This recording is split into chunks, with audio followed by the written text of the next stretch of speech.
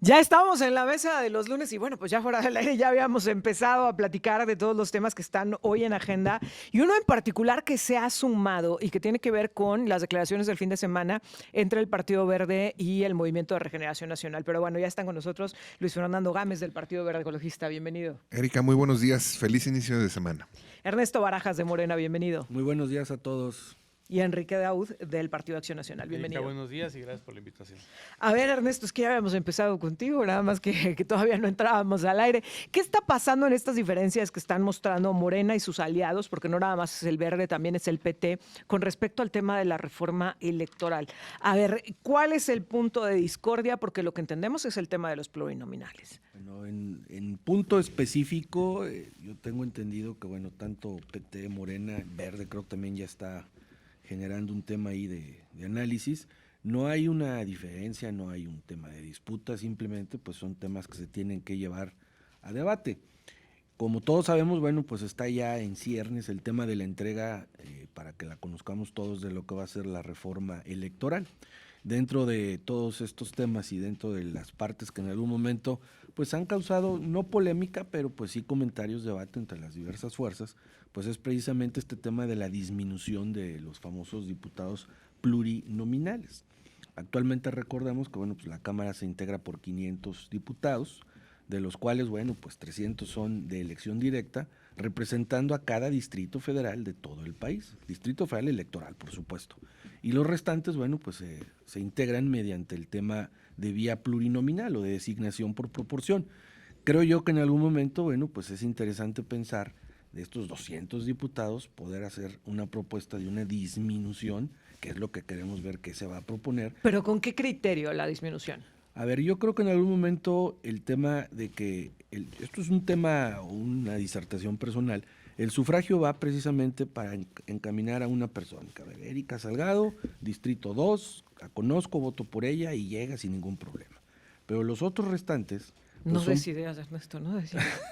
Pero a ver, se hace por el voto de una persona, sí, claro, con entonces, nombre y apellido. Actualmente nuestro sistema, pues lógicamente, genera un tema en el que de manera proporcional en las fuerzas votadas, pues se va designando en torno a la cantidad votada por cada fuerza política o partido, el número de proporcionales diputados que se pueden generar.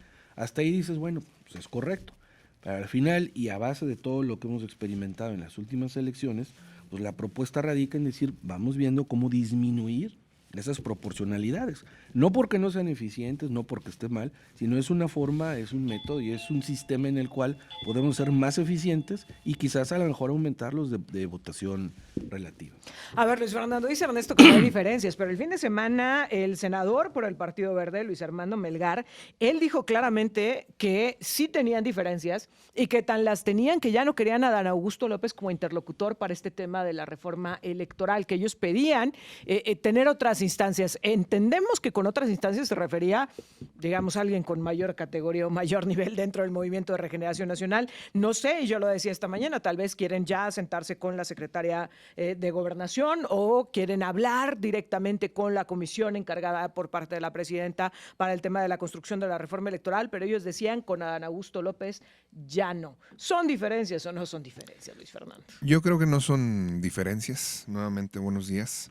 Lo que sí hay, y por supuesto existe hasta en nuestras casas, es la diferencia de opiniones, ¿no? Creo que hoy por hoy el Partido Verde sigue prevaleciendo con esta alianza con la Cuarta Transformación, que incluye a Morena y el Partido del Trabajo.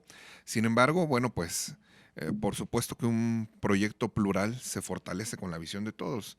Desde el Partido Verde creemos que hay una propuesta que puede ser reformada, que además requiere mayor análisis, que es la eliminación de los plurinominales. Yo personalmente creo en la representación proporcional, creo que está bien fundamentada, creo que le sirve al país y por supuesto el presupuesto de los partidos. Lo que ha planteado el Partido Verde expresamente es la distribución equitativa de los recursos públicos para que todos los partidos políticos tengan la misma cantidad, que haya un piso parejo y por supuesto, bueno, pues que no haya la intromisión de fuerzas extrañas u obscuras que financien los movimientos o los partidos. Oye, ese argumento lo ha defendido mucho el Partido Acción Nacional, ¿eh? De, a ver, si quieren recortar el financiamiento, ¿de dónde va a salir? Incluso escuchaba la voz de uno de los panistas este fin de semana diciendo que, me parece que era Ricardo Anaya el que señaló este fin de semana que el hablar de la reducción de las participaciones a los partidos políticos le abría la puerta y era prácticamente pues normalizar el financiamiento de los grupos criminales. Enrique Daud.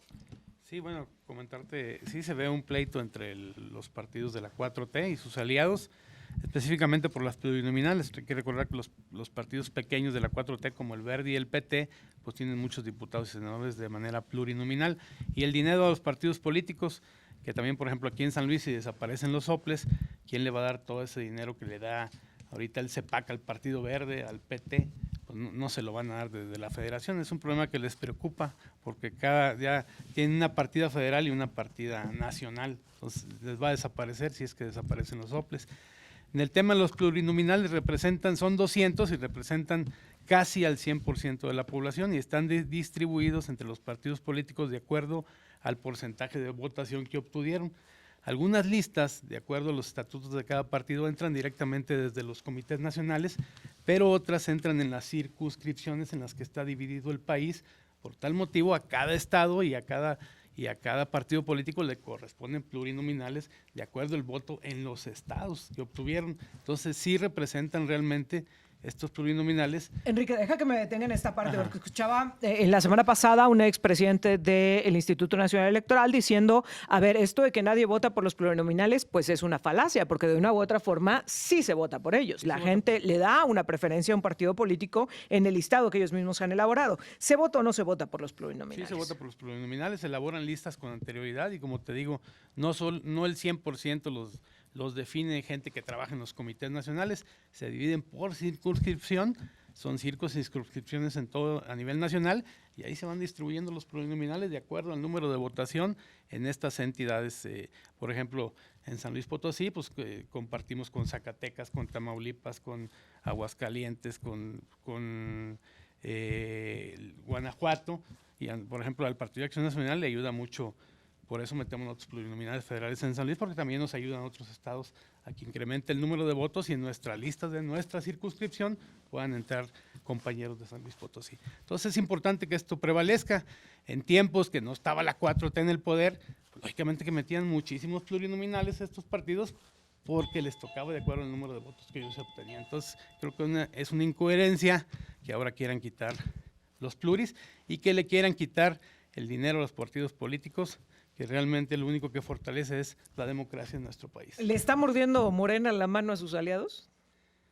Pues Morena no tiene ningún problema, mantiene el gobierno federal, tienen mucho dinero, tienen el dinero del narco que los apoya, pero bueno, ya el PT y el Verde, pues cada quien, en San Luis Potosí el Verde es muy fuerte, pero en otros estados la verdad está muy débil, entonces yo creo que sí les afecta esto de que quiten los soples y que quiten los plurinominales. Bueno, ya iremos conociendo la propuesta de reforma electoral y ya iremos platicando más al respecto, pero yo creo que Ernesto decía algo en la pausa, decía, es que sí son muchos 200 plurinominales y yo cuestionaba, pero son muchos o pocos con respecto a qué. Y me quiero ir justamente con el tema de ¿y para qué?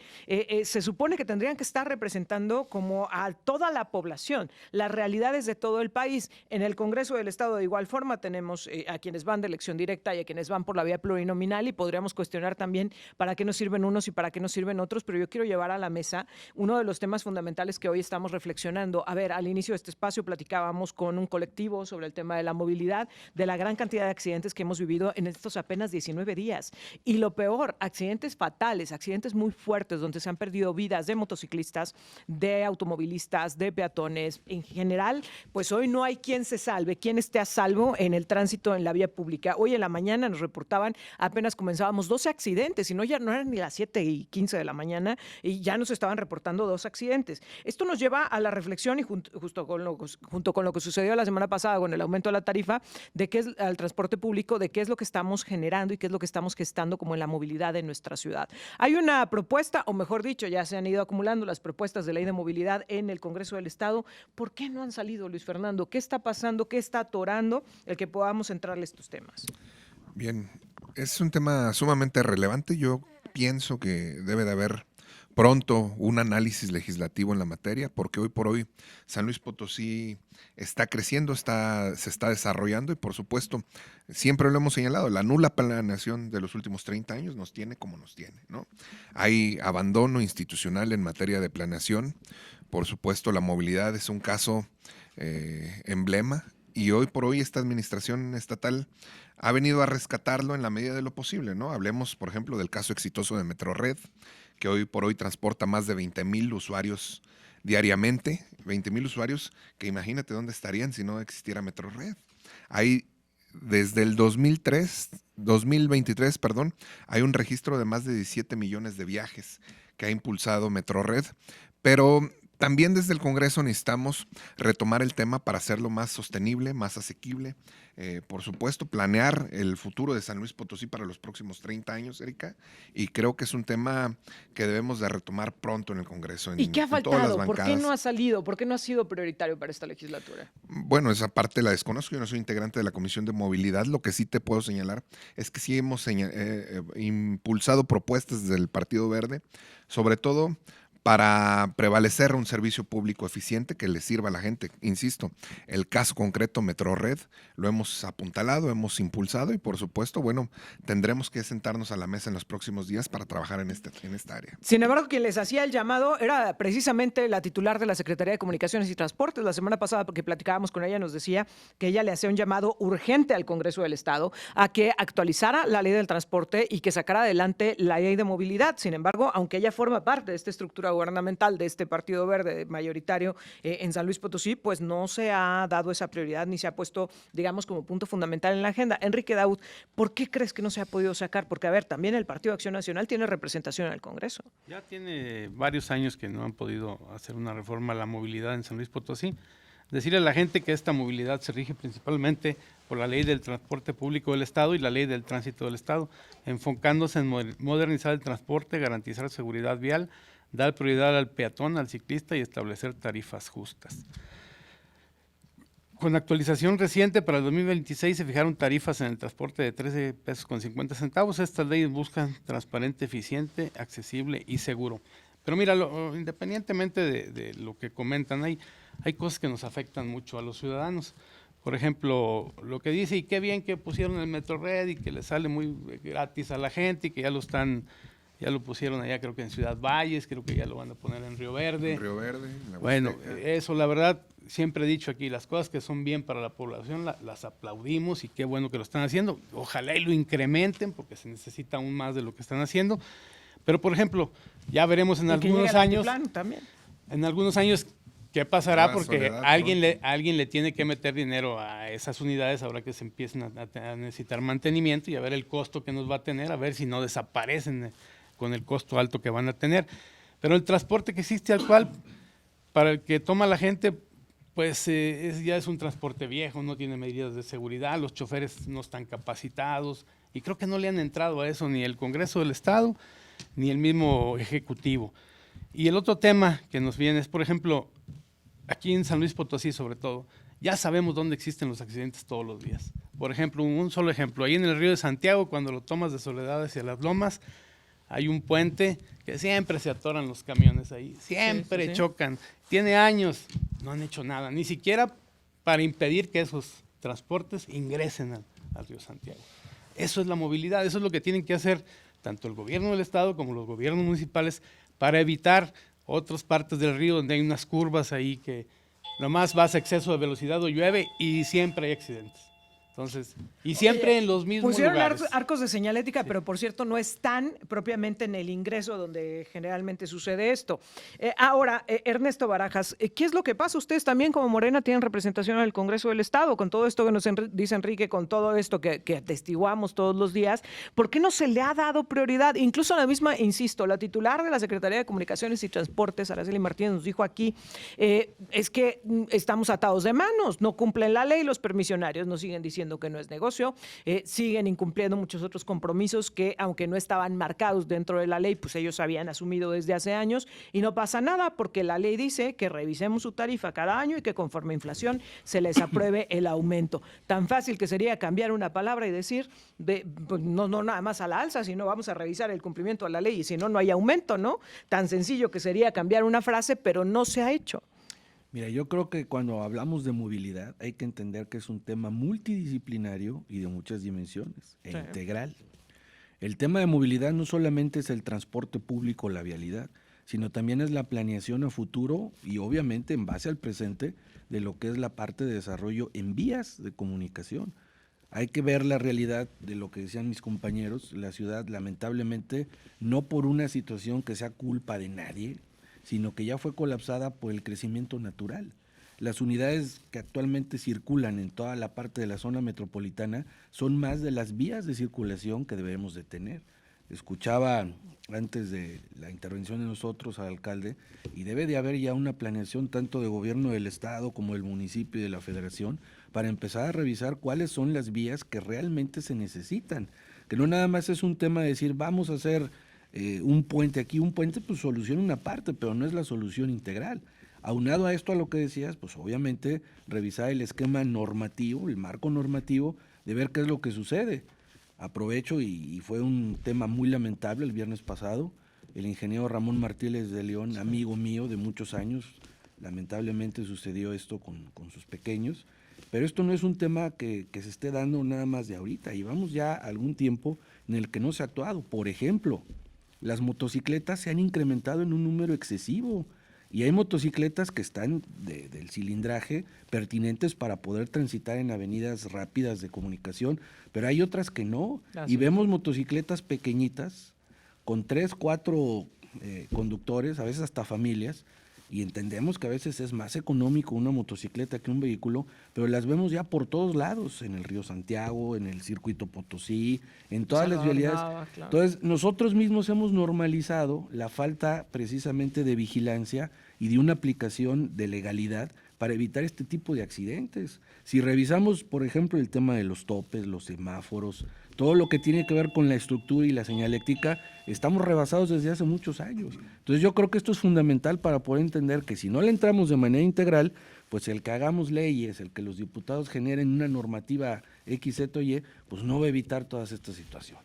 ¿Por dónde empezamos? Porque colectivos, universidades se han manifestado dispuestas a trabajar de la mano del Congreso del Estado. ¿Por dónde empezamos y qué hace falta? Tengo que hacer una pausa, pero regresemos para hablar de ello.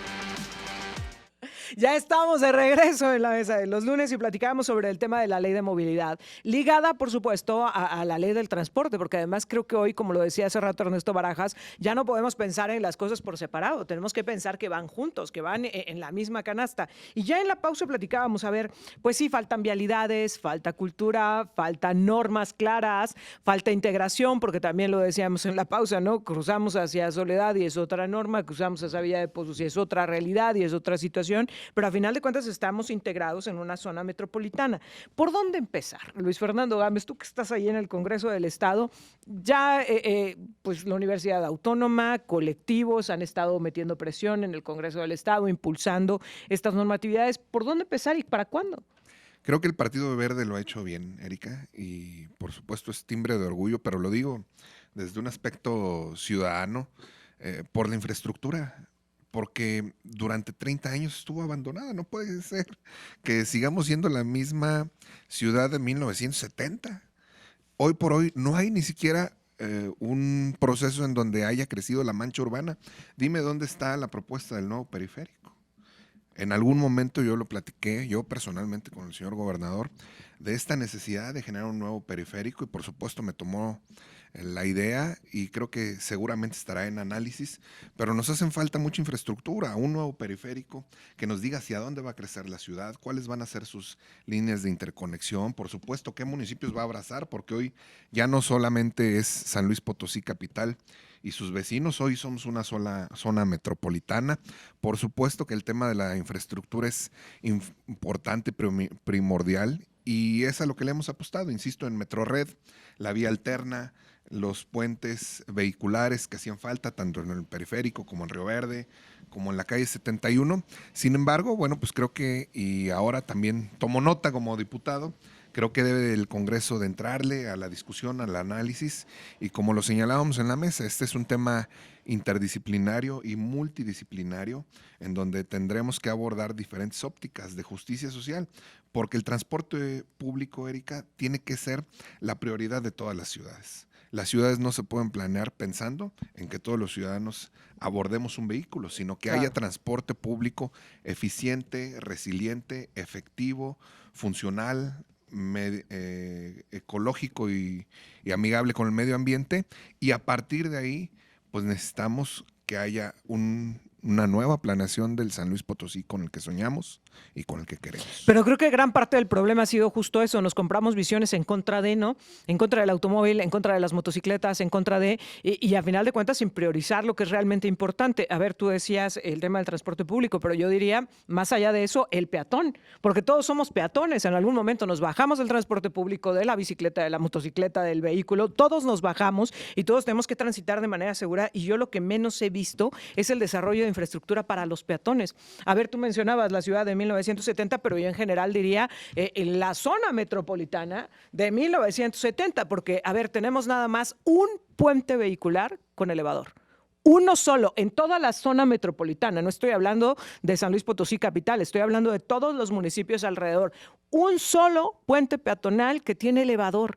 El resto con la infraestructura de hace décadas, muchos de ellos ya tremendamente inseguros, que no podemos ni subir, nos tuvieron que cambiar el de Muñoz, y por cierto otra vez ya está ahí pues dando mucho que desear, y no hemos pensado en eso.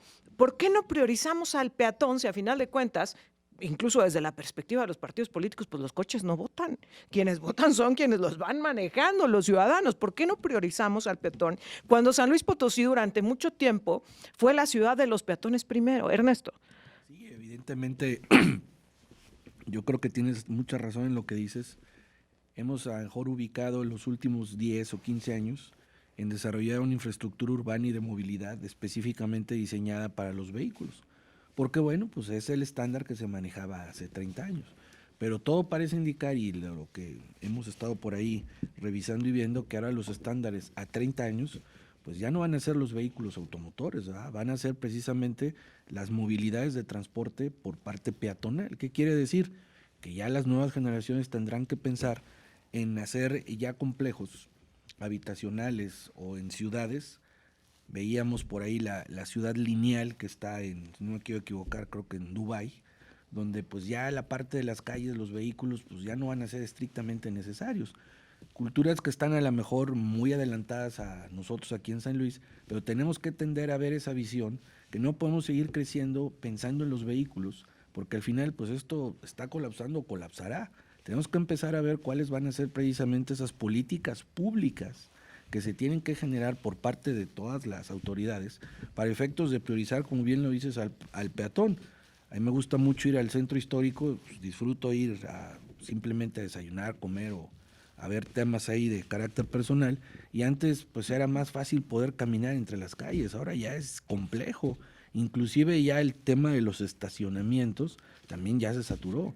Entonces tendremos que pensar ya en una manera en que San Luis Potosí tenga esas visiones a futuro, donde el transporte público, donde el tema de las bicicletas puedan ser generalizadas, pero con medidas que realmente ayuden a que se den, no de manera esporádica. Recuerdo que hubo una ocasión que un presidente municipal generó o quiso generar una ciclovía en Carranza, que está padre, ¿verdad?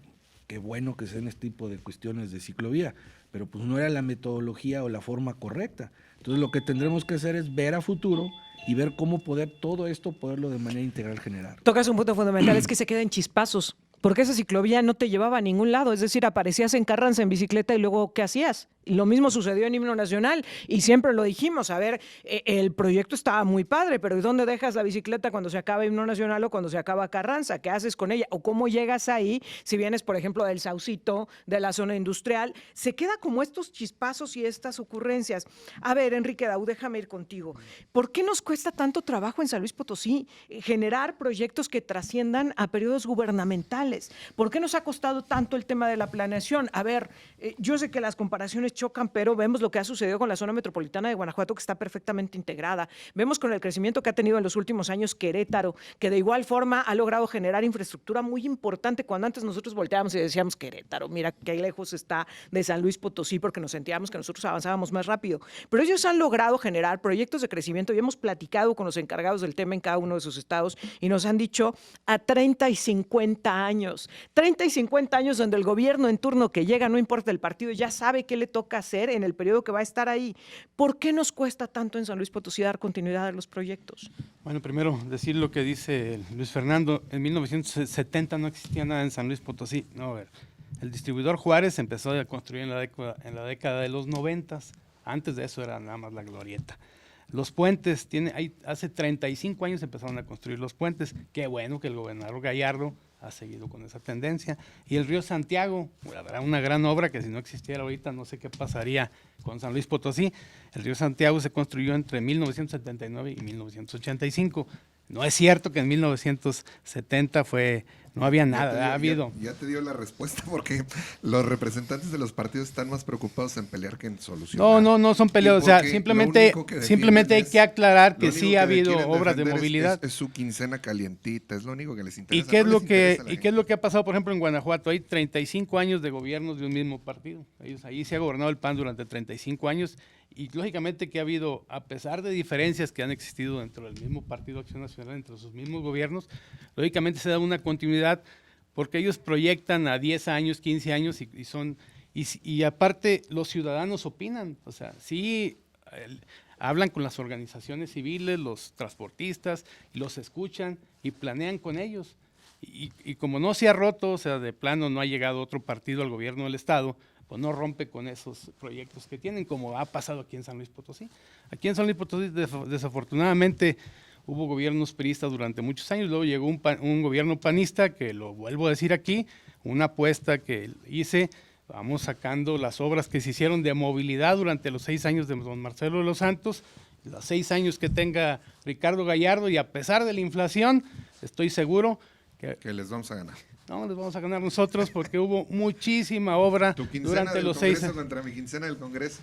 Va apostada. Por cierto, ni vas al Congreso. Va apostada. Órale. Va apostada. Luis Fernando, me cierro este tema contigo. A ver, ¿qué nos hace falta para ponernos de acuerdo? Porque sea el partido que llegue, el que llega siempre nos dice es que el pasado no hizo, es que el pasado dejó, es que el pasado estuvo mal, pero no hay esta planeación. ¿Cuándo va a llegar un gobierno para San Luis Potosí que diga planeación a 50 años, estructurada, bien hecha, bien solventada, no como proyecto de partido ni de gobierno, sino porque realmente es lo que se necesita? ¿Por qué no podemos dar ese salto? La polarización política le afecta a nuestro país. Ese es el principal mal. Los políticos únicamente defienden sus intereses, únicamente defienden su quincena calientita, únicamente defienden lo que a ellos les beneficia, y cuando llega otro partido creen que todo está mal. Hoy los resultados hablan en San Luis Potosí. Teníamos más de 30 años sin apostarle a la infraestructura pública urbana. Hoy creemos que es el momento de despertar para que siga el cambio en San Luis Potosí. Creemos que se ha hecho bien el trabajo en los últimos 4 años, pero por supuesto 4 no resuelven la deficiencia de 30 o 40. Necesitamos ir por más, Erika. Yo te lo decía hace unos instantes. En 1970, San Luis Potosí era conocida como la ciudad de los jardines, porque hacia donde caminabas en una pequeña mancha urbana había jardines, había infraestructura pública urbana, había calidad de vida. Hoy, después, en el 2000, se le conoció como la ciudad de los puentes, porque empezaron a aparecer puentes por donde quiera. Hoy, en el 2026, más de 50 años después, no ha habido una planeación urbana que nos permita saber hacia dónde va a crecer la ciudad, cuáles van a ser las condiciones de habitabilidad y, por supuesto, cómo vamos a vivirlas. Y la va a para ver, muestra el un montón. Congreso del Estado va a llamar a los universitarios, va a llamar a los investigadores, va a llamar a los colectivos para generar, pues, Por este punto de partida. supuesto, y lo hemos hecho y se ha hecho bien desde el Partido Verde, desde el gobierno del Estado, porque ya te lo decía, le hemos apostado a la infraestructura pública en 4 años lo que no se le había apostado en los últimos 30. Sin embargo, la tarea no queda ahí. Necesitamos, te lo decía hace unos instantes, saber hacia dónde va a crecer la ciudad. Necesitamos una nueva mancha urbana, necesitamos delimitar zonas metropolitanas. Tú decías hace ratito los ejemplos de las ciudades que están cercanas a San Luis Potosí. No puede ser que en Guadalajara la mancha urbana albergue a 11 municipios y se comuniquen y se intercomuniquen. Sí. No puede ser que en 3, en la zona metropolitana de San Luis Potosí, cada uno estemos trabajando para nuestra trinchera. Necesitamos una visión de largo plazo para el futuro de San Luis Potosí. Oigan, se nos está acabando el tiempo, pero no me quiero ir sin hablar precisamente de lo que está sucediendo con las universidades del bienestar, Ernesto. A ver, manifestación la semana pasada por parte de egresados porque dicen no tiene certificación y esto generó un gran revuelo, sobre todo pensando ahora en la figura de la Rosario Castellanos. ¿Qué está pasando? ¿De verdad hay certificación, hay un sustento en los estudios que están llevando a cabo los jóvenes que están confiando en los proyectos de la 4T? Por supuesto que sí, Erika, eso no se duda. Yo creo que más bien aquí el tema es una desinformación, una falta de conocimiento de cómo y en qué sentido operan las instituciones de educación superior. Recordemos que todas las universidades deben de tener un registro de validez oficial de estudios. Estos registros de validez oficial de estudios son los que brindan precisamente la vía para que al término de los estudios, sea cual sea la carrera y la especialidad, pues se pueda obtener una titulación, legalmente hablando, y una cédula profesional, que es lo que respalda precisamente esos estudios. Ahora bien, ¿qué es lo que ha pasado? Y a lo mejor no se ha dicho bien, son universidades de reciente creación, que tendrán las más antiguas 2020, 2019, a estas últimas fechas. En algunas partes, y no quiero decir en todos los estados, pero en algunas de estas universidades debe de ser que todos estos registros de validez oficial de estudios sean gestionados por la Secretaría de Educación Pública, o sea, que sean federales, y quizás en otros a lo mejor sean estatales, dependiendo el acomodo y cada una de estas instituciones. ¿Qué ha sucedido? Y a lo largo de muchos años ha pasado, que cuando se dan las titulaciones de los jóvenes, entre la emisión del título, la aprobación, el registro del mismo y el acompañamiento para que se pueda generar la cédula profesional, sí es bastante complicado en tiempos. En algunos estados es más rápido, en otros no. La federación, y lo digo porque yo lo conozco muchos años, titula de una manera rápida y bien, sin mayores situaciones, porque sus procesos son más rápidos que en algunos estados. Yo creo que aquí, ¿qué es lo que ha pasado? Y hay que decirlo como es, quizás a lo mejor dentro de los propios trámites de la validación de los títulos se ha tardado. Normalmente de hace 15, 10, 5 y un año a la fecha, pues se ha agilizado los temas de los títulos. Yo recuerdo, yo me titulé ya hace algún ratito, tardaba prácticamente de 6 a 8 o 9 meses la pura expedición del título, más quizás otros 6 meses la cédula profesional. Hoy el título y la cédula, la federación y la presidenta lo han logrado en el mismo día, teniendo los documentos registrados, uno tiene título y cédula. Entonces habrá que revisar bien, pero no creo que sea una falta ni de REBOE ni de certificación, yo creo que son trámites administrativos. Tengo que cerrar, pero rápidamente, Enrique, Luis Fernando, ¿tienen algún comentario al respecto? No, bueno, Enrique. mucha la información que se tiene sobre las universidades del bienestar, la falta de certificado, la falta de títulos, la falta de cédulas, les están entregando incluso los títulos profesionales sin estar inscritos en el padrón de allá de donde se escriben los títulos para donde ya son válidos. Y bueno, y también decir, pues muchas de las universidades que se construyeron desde el 2019, que son cerca de 100, pues aún tienen falta de maestros, falta de instalaciones. Bueno, un desastre las universidades del bienestar, igual como ocurrió con el Tren Maya, el Tren Interoceánico, Segalmex, Megafarmacias y ahora estas universidades. Luis Fernando. Bien, yo solamente decirte que la educación es la manera más viable de romper los círculos de pobreza. Creemos nosotros que la educación es el camino para salir adelante en nuestro país. Es lo único que nos puede defender, tener una sociedad educada, participativa, democrática. Y bueno, pues si hay alguna deficiencia en las universidades, que se corrija. Estamos a tiempo y creemos que se va a hacer así en los próximos meses. Sería tristísimo que se quedaran sin sus certificados, sin su cédula profesional. Sería preocupante a más no poder por la confianza que han depositado las familias en estas universidades, pero además porque sí, pues uno puede aprender mucho en la universidad, pero si llegas a pedir un trabajo, si llegas a tratar de ejercer una función, pues necesitas el respaldo académico, ¿no? Es Para el poder futuro de demostrarlo. México. Sí, sí, No, y sí. por Sí, hay que- supuesto que habrá Se que va a atender. solucionar, ¿tú crees, Ah, Ernesto? por supuesto, o sea, no es un tema más allá, o sea, es meramente administrativo. Por eso digo, no hay que desinformar, o sea, es un trámite que en algún momento sí es tardado, pero se va a solucionar. Ernesto, muchas gracias. Al contrario, a ti, un buen inicio de semana a todos los que nos escuchan. Gracias, Ernesto Barajas. Enrique Daud, muchas gracias. Erika, muchas gracias por la invitación. Luis Fernando Gámez, muchas gracias. Gracias, Erika. Es un placer estar aquí. Gracias. Aquí los esperamos el próximo lunes. Nosotros vamos a una pausa y volvemos.